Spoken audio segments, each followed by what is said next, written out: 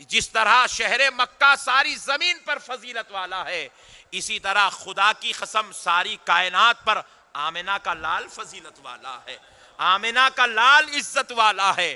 میرے پیارے بھائیوں، ان معاملات پر مسلمان کو جھگڑا نہیں کرنا چاہیے۔ بڑا بدبخت ہوگا وہ مسلمان جو اللہ کی دی ہوئی عزت و عظمتوں پر انگلیاں اٹھائے گا۔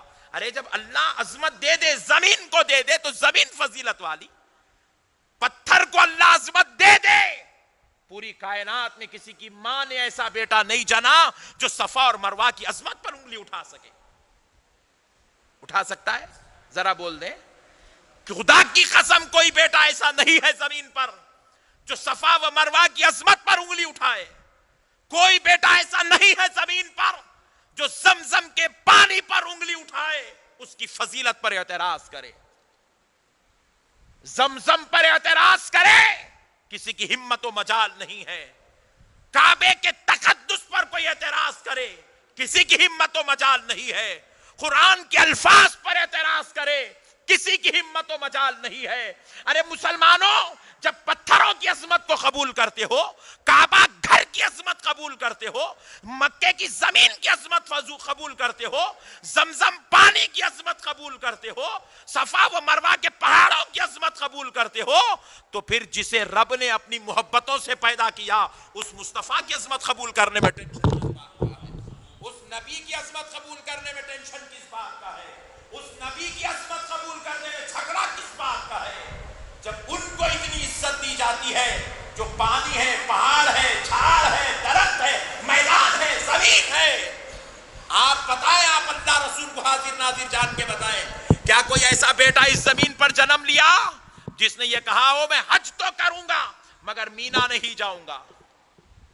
ذرا بولے بولے، پوری دنیا میں کیا کوئی ایسا بیٹا پیدا ہوا جس نے یہ لفظ کہا ہو میں حج تو کروں گا مگر مینا میں قیام نہیں کروں گا، میں حج تو کروں گا مگر جبل رحمت پر نہیں جاؤں گا، میں حج تو کروں گا مگر رمی جمار پر مجھے اعتراض ہے، میں اس اعتراض کرتا ہوں، میں حج تو کروں گا مگر میں طواف زیارت نہیں کروں گا، میں حج تو کروں گا مگر صفا و مروہ کی سعی پر مجھے اعتراض ہے، یا اس میں مجھے تکلیف ہے، یا میں یہ کام نہیں کروں گا۔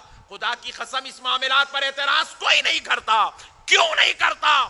کیونکہ طواف کا مقام مصطفیٰ نے بتایا ہے، صفا و مروہ کی سعی کی شان مصطفیٰ نے بتائی ہے، مینا میں ٹھہرے رہنے کی عظمت مصطفیٰ نے بتائی ہے، جبل رحمت پر کا قیام کی فضیلت مصطفیٰ نے بتائی ہے۔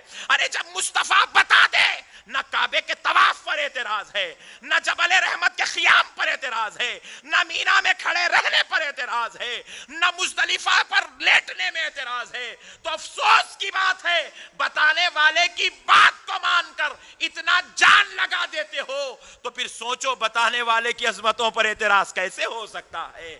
اس ذات اقدس پر اعتراض کیسے ہو سکتا ہے جسے اللہ نے رحمت للعالمین کہا ہو، جسے اللہ نے رحمت للعالمین کی شان سے مالا مال کیا ہو، جسے رب نے شفیع المذنبین بنایا ہو، جسے رب نے اپنا حبیب بنایا ہو، لا مکان بلا کر جسے اپنا دیدار کرایا ہو، جس پر رب قرآن بھیجتا ہو، جس کے عمل کو سنت کا درجہ دیا گیا ہو، جو خدا کا تعارف بن کر آیا ہے، جس نے دنیا کو رب سے قرآن دلایا ہے، جس کی ایک ایک ادا کو حدیث کا درجہ دیا گیا ہے، جس کی ایک ایک حرکت کو اسلام کہا گیا ہے، شریعت کہا گیا ہے، اس مقدس ذات پر اعتراض کیسے ہو سکتا ہے؟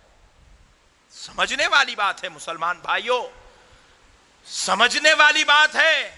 افسوس ہے ان مسلمانوں پر جو نادان نبی کی زبان سے سن کر کعبے کی عظمت تو سمجھے، مکے کی زمین کی فضیلت کو سمجھے، طواف و سعی کو تو سمجھ گئے مگر عظمت بتانے والے نبی کی عظمت کو نہیں سمجھے، دین سکھانے والے نبی کی عظمت کو نہیں سمجھے، خدا سے ملانے والے مصطفیٰ کی شان کو نہیں سمجھے۔ افسوس کی بات ہے۔